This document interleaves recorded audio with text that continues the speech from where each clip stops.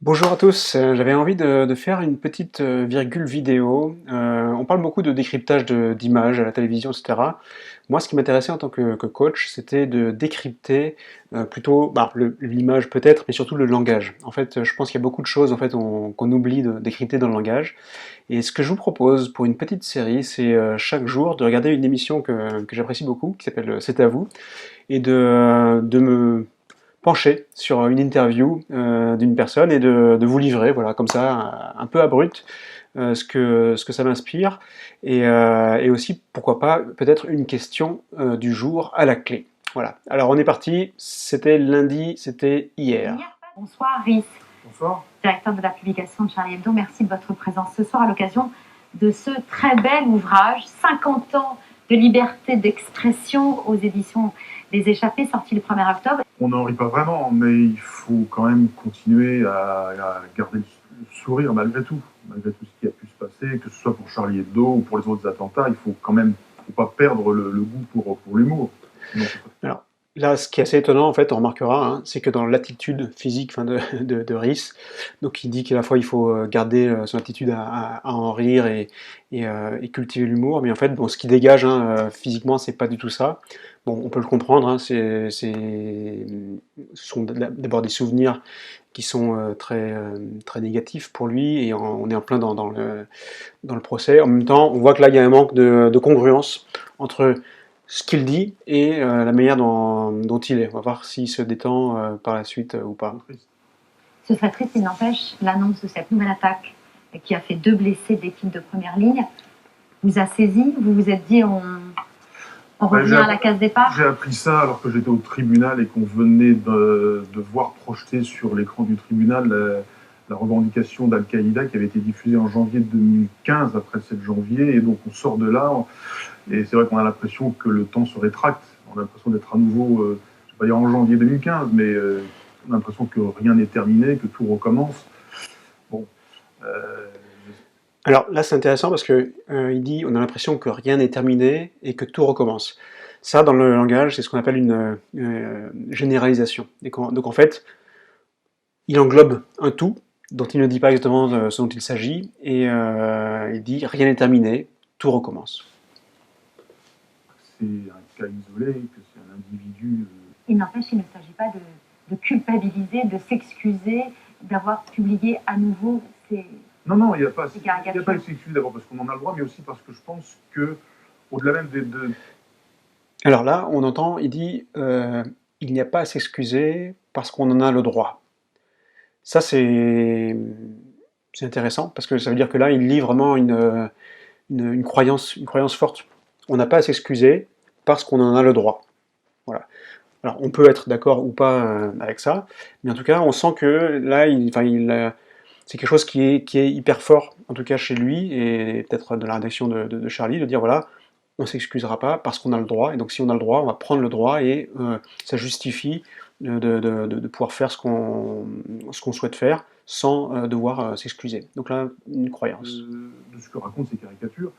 Pour moi, c'est un message aussi pour dire que, au bout du compte, malgré tout ce qui est arrivé, c'est la liberté qui doit avoir le dernier mot. C'est le dernier mot de cette histoire, on doit pouvoir le faire. Donc là, il explique à nouveau, il développe sa croyance aussi, et là qui est plus précise. Au final, c'est la liberté qui doit avoir le dernier mot. Donc là, vraiment, il y a aussi une deuxième croyance qui est hyper forte et qui explique, en fait, ce qui guide, on va dire, la réaction de Charlie. C'est ça le sens qu'il faut donner. Ça vous a aidé, vous, d'entendre témoigner les autres victimes? Est-ce que d'une certaine manière, ils se sentent moins seuls? Je crois que ça. Alors, dans la question, là, ce qui est intéressant, est-ce que ça vous a aidé, vous, le témoignage des autres victimes? En fait, ce qui est intéressant, c'est qu'il y a une omission. Là, en fait, on pourrait se demander, ça vous a aidé à quoi? Donc en fait, on parle de quelque chose, ça l'aide à quelque chose, mais la question en fait est ouverte et on ne stipule pas quelle est cette aide, à quel propos elle pourrait être. Vous aidez tous, je dis, c'est du bien de voir qu'on peut discuter ensemble au bout de 5 ans et demi. Donc oui, je trouve que malheureusement, ce drame a créé des liens et une compréhension réciproque. Alors, je crois que j'ai bien entendu, il dit malheureusement, ce drame a créé des liens et une compréhension réciproque. Et donc du coup, là, c'est un peu étonnant, mais en fait, on comprend hein, ce qu'il veut dire. Hein.